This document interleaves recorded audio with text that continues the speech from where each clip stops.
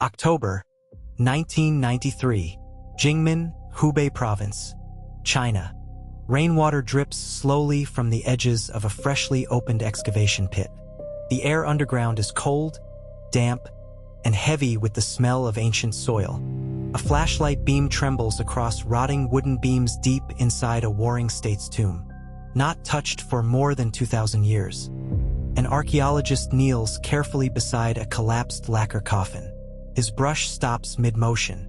Not gold, not jade, something stranger. Thin bamboo strips bound together by ancient silk cords long since decayed into dust. For a moment, nobody speaks, because everyone inside that tomb understands exactly what they are looking at. Words. Lost words.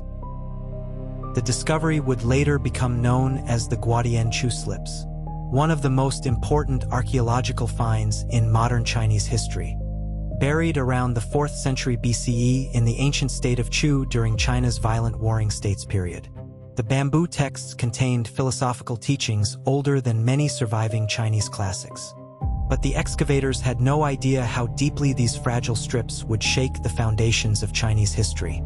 Each slip was narrow and delicate, blackened by centuries underground. Ink still clung faintly to the surface. Ancient Chinese characters emerged one by one beneath the archaeologists' brushes. Like whispers from another civilization, the workers used bamboo tweezers and humidification techniques to prevent the strips from cracking apart. Even breathing too hard near them risked irreversible damage. You have to imagine the tension inside that chamber. A single mistake could erase words that had survived wars, dynastic collapses, floods, fires, and emperors. For centuries, historians believed the great philosophical traditions of early China had already been mostly understood. Through surviving texts like the Tao Te Ching, the Analects, and later Han Dynasty compilations, scholars assumed the intellectual map of ancient China was incomplete but broadly stable.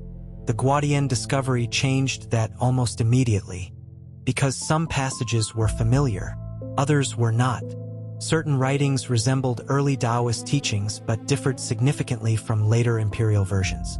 Entire sequences of philosophy appeared arranged differently. Concepts attributed to later thinkers suddenly appeared centuries earlier. And some texts had never been seen before at all. As researchers slowly reconstructed the slips across laboratory tables, an unsettling realization began to emerge. History had not merely been forgotten. It may have been edited.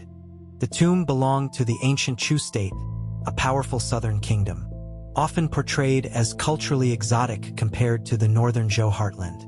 Yet the text suggested Chu intellectual life was far richer than official records implied. Most surviving ancient Chinese history was compiled during later dynasties, especially the Han. Centuries after the chaotic Warring States era ended, victorious dynasties determined which philosophies survived, which books were copied, and which versions of events became official. In ancient China, history was never just memory. It was power. Emperors understood that controlling the past meant controlling legitimacy itself. And nowhere was that clearer than under Qin Shi Huang, the first emperor of unified China.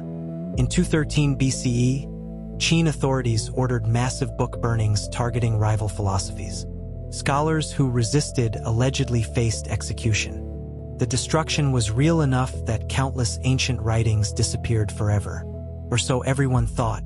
Then, in the late 20th century, the earth began returning them. Years later, another astonishing discovery emerged: the Tsinghua bamboo manuscripts. Acquired by Tsinghua University in 2008, the manuscripts dated to the same turbulent era. Researchers photographed strips under infrared light to reveal faded ink invisible to the naked eye.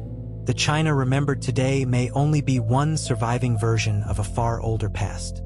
And somewhere beneath the soil of China, countless missing voices may still remain buried. Beijing, winter 2009.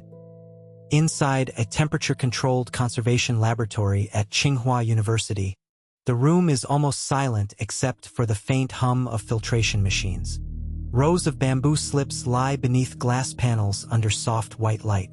Each strip is barely wider than a finger. but together they contain entire worlds. A historian adjusts his gloves carefully before lifting one fragment with bamboo tweezers. The ink is faded but still visible. Ancient characters written more than 2,300 years ago by hands long turned to dust. For weeks, researchers had been reconstructing a damaged historical text piece by piece. Then someone noticed something impossible. The chronology did not match the official records. At first, the scholars assumed it was an error, a misplaced strip, a damaged phrase, perhaps a copying mistake from antiquity.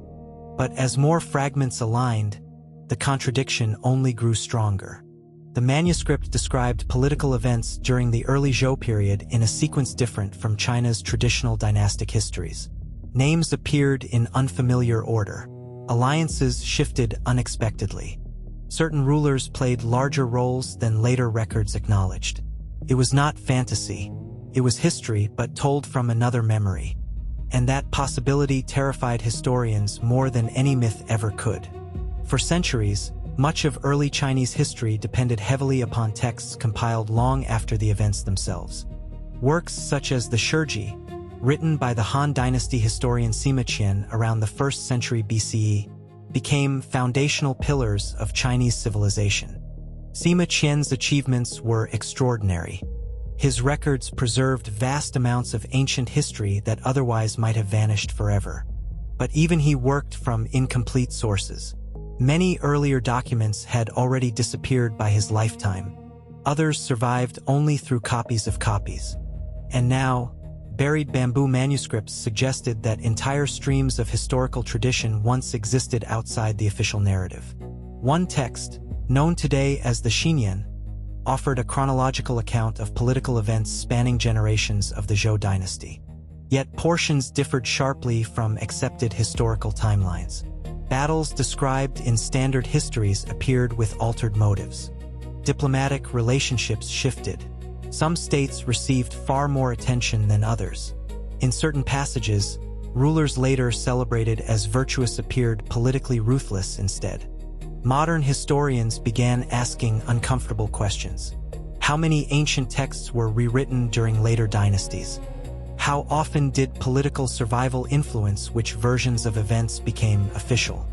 And perhaps most unsettling of all, how much of early Chinese history had simply vanished? Because the Warring States period was not a peaceful age of scholars. Between roughly 475 and 221 BCE, rival kingdoms fought relentlessly for survival across China. Entire cities burned. Royal courts collapsed. Libraries disappeared in war after war. When the Qin state finally unified China under Qin Shi Huang, the new empire faced a terrifying problem. How do you govern a civilization with hundreds of competing traditions? The answer was standardization. Weights, currency, road widths, writing systems, and eventually memory itself. Imperial governments needed coherent narratives that justified their rule. Conflicting historical traditions became dangerous. Confucian scholars, legalist officials, Taoist thinkers, Mahists, military strategists. Ancient China was intellectually chaotic. The bamboo manuscripts exposed glimpses of that lost complexity. Even the famous Tao Te Ching appeared less stable than scholars once assumed. The great intellectual traditions of ancient China were no longer frozen monuments. They were living conversations. And somewhere along history's path, many of those voices disappeared. Dynasties rose claiming heaven's mandate and fell beneath rebellion. Han, Tang, Song, Yuan, Ming, Qing. And yet the bamboo slips survived, buried in forgotten tombs, waiting in darkness to speak again.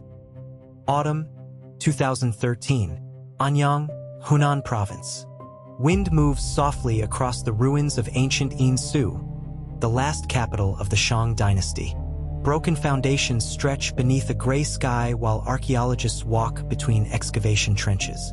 Somewhere beneath these fields, oracle bones once emerged from the earth covered in the earliest known Chinese writing. Those discoveries had already transformed Chinese history decades earlier. Now, the bamboo manuscripts threatened to do it again. Inside a nearby research center, historians stare at projected images of reconstructed slips. Characters from the Warring States period glow across computer screens beside passages from later dynastic histories. The similarities are undeniable, but so are the differences, and that is where the arguments begin. Not all scholars agreed with the growing wave of excitement surrounding the manuscripts. Some researchers urged caution, warning against dramatic conclusions. Ancient texts naturally evolved over centuries through copying errors, regional traditions, and editorial changes. Variation did not automatically mean deliberate manipulation. History, after all, is rarely clean, especially in the ancient world. A single text copied by hand across generations could accumulate countless subtle changes. One missing character could alter meaning entirely. Political terminology shifted over centuries. Local scribes adapted language for new audiences. From this perspective, the bamboo manuscripts were not evidence of hidden conspiracies or erased dynasties. They were evidence of ordinary historical evolution. And yet, certain details remained difficult to dismiss. One recurring mystery involved the very structure of early Chinese chronology itself.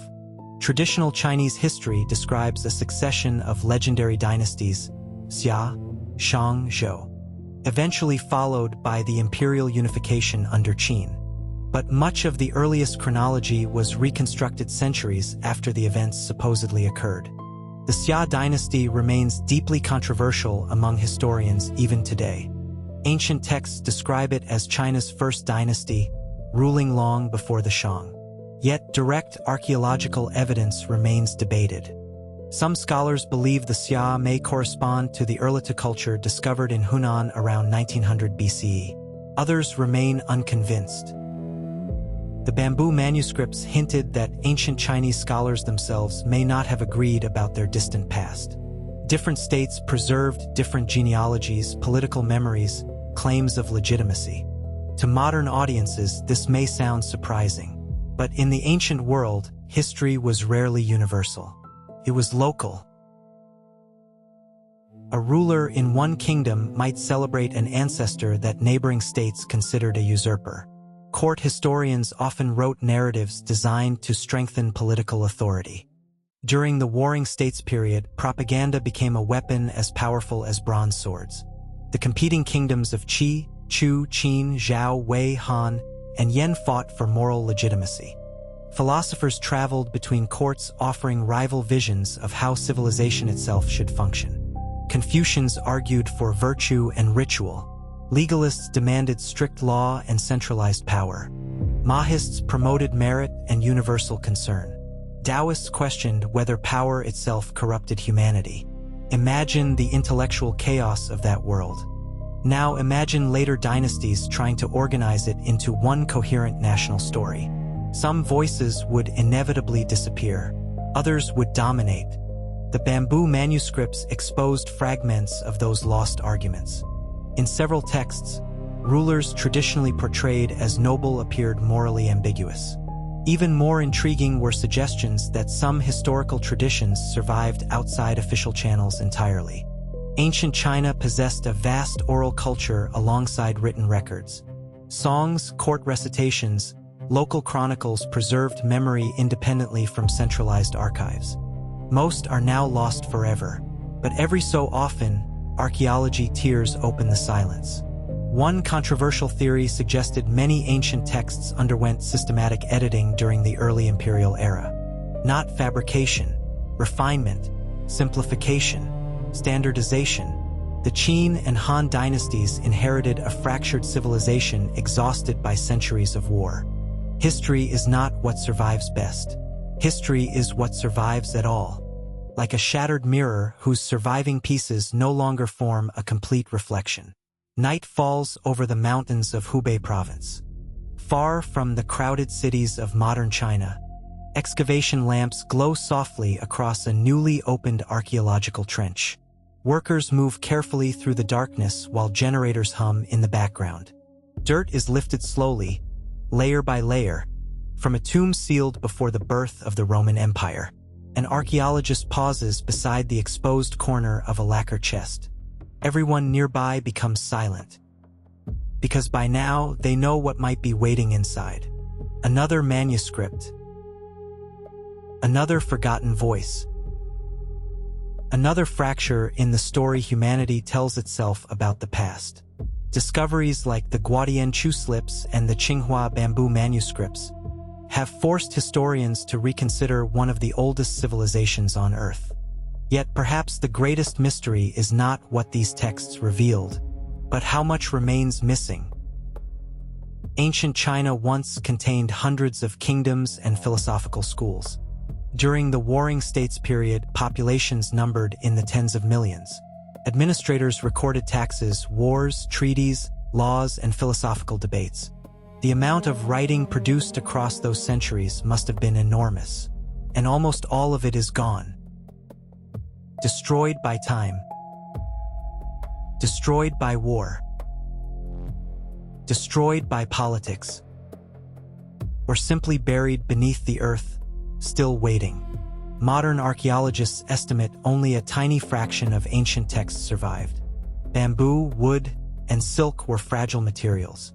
Humidity, fire, insects, and flooding erased entire libraries. Sometimes one surviving copy decided whether a philosophy lived or vanished.